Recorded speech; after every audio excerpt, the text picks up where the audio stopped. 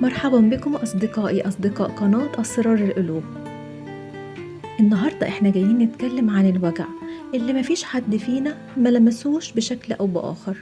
وجع الفراق، لما علاقة بتنتهي بنحس إن جزء من روحنا اتخلع مننا.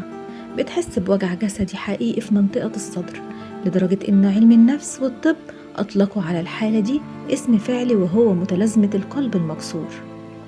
الأسئلة اللي بتطاردنا طول الليل دايما بتكون: أنا إزاي هكمل حياتي من غيره؟ ليه مش قادرة أبطل تفكير فيه؟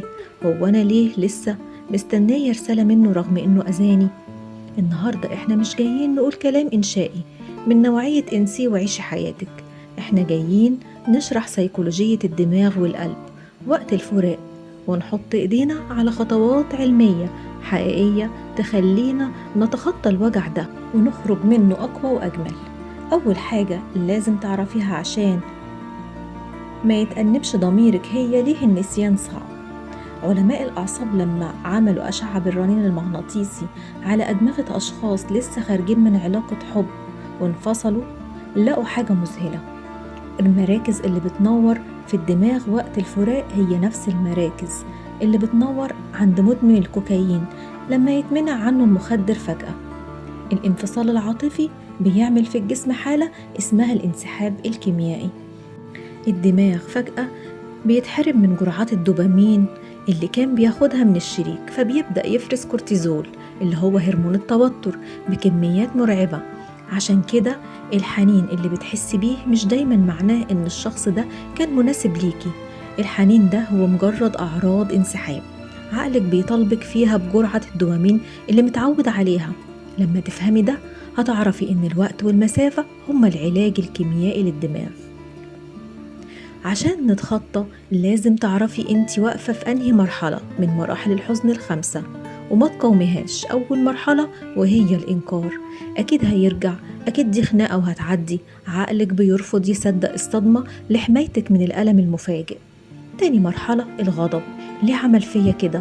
انا بكرهه وبكره اليوم اللي شفته فيه. الغضب هنا طاقة دفاعية ممتازة بتساعدك تخرجي من حالة الانكسار.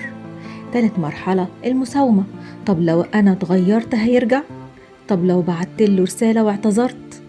هنا بنحاول نلاقي أي طريقة نرجع بيها الدوبامين. رابع مرحلة وهي الاكتئاب، اللحظة اللي الحقيقة بتصدمك فيها إن خلاص كل شيء انتهى. هنا بنبكي وبننعزل وبنحس بوزن العالم فوق كتافنا. المرحلة دي صعبة بس صحية ومهمة جدا للتشافي. خامس مرحلة وهي القبول، اللحظة اللي بتصحي فيها وتقولي خلاص القصة انتهت، كانت تجربة قاسية بس أنا لسه عايشة ولسه في مستقبلي مستنيني. في تصرفات بنعملها بنفتكر إنها بتهدينا بس هي في الحقيقة بتمسح جرحنا وتخليه ينزف أكتر. أول حاجة فخ المراقبة، إنك تدخلي تشوفي الستوري بتاعته أو تشوفي أونلاين ولا لأ. الحركة دي بتعمل إيه؟ بتدي دماغك جرعة دوبامين صغيرة جدا ومؤذية وبتصفر عداد التعافي من أول وجديد. تاني حاجة هي فخ الصداقة بعد الفراق، خلينا أصحاب عشان ما نخسرش بعض. ده فخ وهمي، مفيش صداقة بتتبني على أنقاض حب لسه ما ماتتش. الصداقة هنا بتكون حيلة لعدم التخلي وبتعطل خروج الشخص من نظامك الحيوي. علاقة الارتداد إنك تدخلي في علاقة جديدة فورا عشان تنسي القديمة. انت هنا بتظلمي الشخص الجديد وبتدفني الوجع ما بتشوفيهوش، وأول ما العلاقة الجديدة تهدى الوجع القديم هيطلع تاني وأقوى. طب إزاي نطبق التخلي الواعي؟ هقولك على حاجات، خطة لازم تعمليها. أول حاجة قاعدة قطع الاتصال التام، بلوك في كل مكان، امسح الصور، الهدايا تتشال من قدام عينك. العين لما تبطل تشوف الدماغ بيبطل يفرز هرمون التعلق. اعتبرها فترة ديتوكس عاطفي لمدة 90 يوم على الأقل. تاني حاجة السماح بالمشاعر، عيطي، اصرخي، اكتبي مشاعرك في ورق واحرقيه.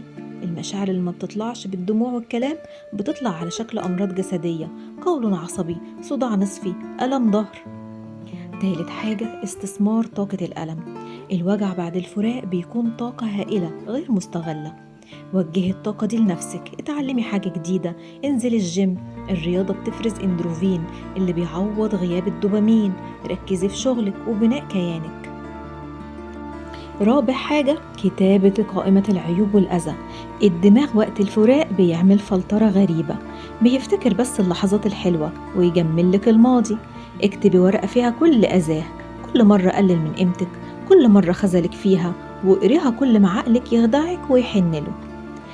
يا جماعة الفراق مش نهاية الحياة، الفراق هو نهاية فصل واحد في كتابك. ساعات ربنا بيبعد عننا أشخاص مش كرها فينا، بس حماية لينا، لأنك بتكوني بتدعي بحاجة وربنا شايف الغيب وعارف إن الحاجة دي فيها هلاكك. التخلي محتاج شجاعة، بس افتكري دايما لما ايدك بتفضى من الشخص الغلط بتسيب مساحة لربنا إنه يحط فيها الشخص الصح والأمان اللي تستحقيه.